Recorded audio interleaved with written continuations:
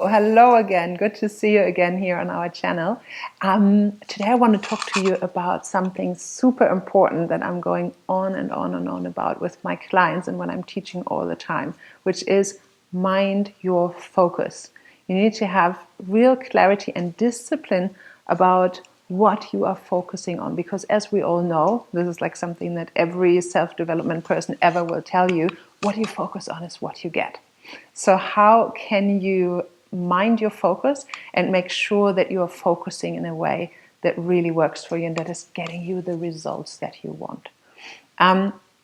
First of all, something that people do a lot is focus on all the things that they don't want. So often when a client walks in and we start our conversation, ask them, so, what do you want? And they say, tell me all their sad stories about everything that's not working for them. I'm in an unhappy marriage, or I have just moved countries, I've come overseas and I've left behind a beautiful job and all my friends and all my social network, and now I'm here and I'm lonely and I'm sad and I'm stressed and I'm in a funk. And that's completely understandable for me, mostly because I've also been there. However, focusing on that and being in this state of negativity and navel gazing isn't really going to serve you in creating anything other than that. So what I will then often go on to ask after I've listened for a while is, so what do you want instead? And interestingly enough, what you will find is that people are incredibly capable of talking about all the things they don't want, and often have difficulty expressing what it is that they do want, because they've been so busy focusing on all the things that aren't working for them. So I ask them, so what do you want? And they say, I don't want my husband to be so unfriendly to me.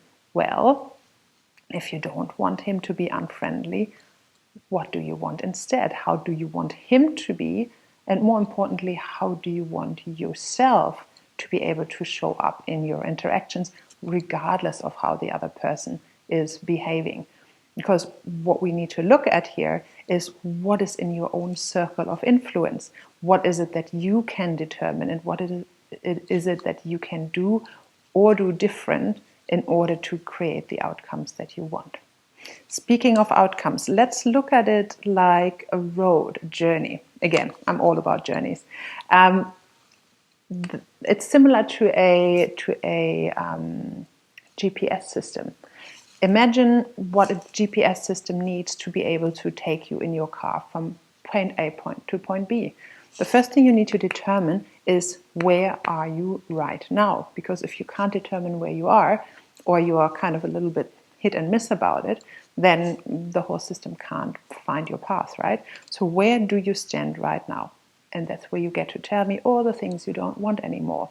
The sad, the ugly, the frustrating, anything. Tell me where you are and tell me why you don't want to stay there. This gives you enough pain and enough of leverage to be able to really make the effort to change. However, if you only give me that and all we ever do is talk about the frustrating, difficult parts, we're not really going to get anywhere. We're just going to spin in circles. The second coordinate you need for any GPS to take you anywhere is the destination. What is it that you want instead? Imagine you were sitting in front of a large map and we're literally putting 2 pins into that map. Now here I want you to give me details about what it is that you do want. And as I said before, many people are very verbal about everything they don't want anymore, and yet they are not able to give me any much detail about what it is that they do want. So you have to be specific, and you have to have a focus that moves towards what it is that you want. We literally, in coaching, we call this the move away from focus, the things you don't want, and the move towards focus, the things that you do want to create. If you find it difficult to shift away from the things you don't want anymore, you can put yourself in the center of a room. Do that when nobody else is watching. And first of all, you pick a corner of that room and you are putting all the things that you don't want anymore into that corner of the room, in your mind's eye, obviously. So, the frustrations with your partner, the place that you don't like, the boss that you have difficulties with, the feeling of heartbreak that you have about a long gone relationship, whatever it is. And then you will notice that even if you try to walk away from that corner, if you are still focusing on it, you will still feel the internal attachment and the pull of that negativity. So no matter how far away from the pain you get, whilst you're still focusing on it, you're still holding on to it. So if you're doing the exercise, the next thing I want you to do is turn around 180 degrees and look into the opposite corner of the room. And then put into that corner, again in your mind's eye, all the things that you want instead. And utilize all the stuff you don't want anymore to turn it around. For example, if you don't want to be unhappy, what do you want to be? Put happiness in the ideal corner. If you don't want to be angry anymore, how do you want to be, no matter how people are showing up around you? If you don't want to stay in a job anymore that is frustrating, where you can't, fulfill your whole potential, what kind of a job do you want? And so you put all the things that you do want to create in that opposite corner, so that while you still have the push and the desire to get away from the negative, you are now focusing onto the things that you do want to create. And once you have that focus, you will see possibilities rather than frustrations. You will feel inspiration rather than sadness and anger. And then you can take those famous baby steps towards the vision that you want to create. So that might help you in case you get yourself easily lost in the negative. Now, the next step is, in that map you have where you have been and don't want to stay, and where you want to go. Now let's imagine this was an actual GPS. You're driving your car from A to B. People think, and this is where, for example, the book The Secret comes into play, that just by focusing on your ideal life, your pure bliss and happiness, and all the things that you want, abundant money and everything, that it is just to magically appear. That might work for some people. I have never found this to work out so brilliantly. The missing link here is action, and not just as a one-off, but consistent action with the place and mind that you want to go. So become the person you need to be to attain that, and take action every day.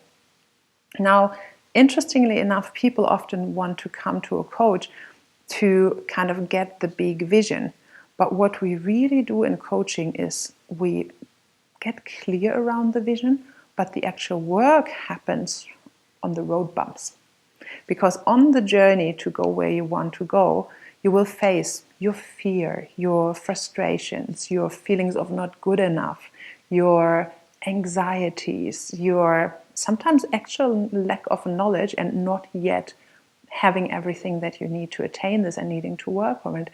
So many things more. So the coaching process focuses on identifying the gaps in the road, identifying those deep, dark crevices that are lurking, that you have been avoiding all your life, which is why you don't have the results that you want. And then look at those things and build bridges. Like, find resources within yourself, find wisdom in yourself, find reference points from your past where you've already successfully done what you need to be doing right now, and allow you to overcome those challenges or circumvent or circumnavigate them. And by the way, in the process, as a coach, I will also guide you to look back and appreciate the journey for what it is. Appreciate what you have learned along, who you have become along the journey, and have gratitude, because often, and this is something I can't emphasize enough, often the truth is that you are becoming the person you are becoming. You are who you are today in all your challenges, but also in all your glory, not despite of the challenges that you have faced, but very often because of the challenges that you have faced. We rarely step up and become more than we were in times where everything is easy and peachy and just flowing along. They might be the fun times and the ones we are aiming for, but the real growth, the real transformation, the real deepening happens usually during times of change. So I want you to make sure that you always remember that who you are right now wouldn't have been possible without the challenges, without the people who were throwing spanners in the wheel, without the difficulties you had to overcome. So also appreciate those darker times, because the depth that you have and the person that you are right now is very much a mix of the good and the bad and the ugly and the happy times in between. So where are you going? Where are you starting from? Be honest with yourself. Where is it that you want to end up? Where's your destination of the journey that you are taking? What are the roadblocks that you are identifying? And then who do you need to be? How do you need to show up? What resources internally and externally do you need to draw on to be able to bridge one gap after the other on your journey of getting where you want to be? Thank you very much for watching. If you have comments or questions, leave them in the comment box below and hit the bell button in order to find out more and get notifications, and subscribe to our channel if you like our content. Thank you.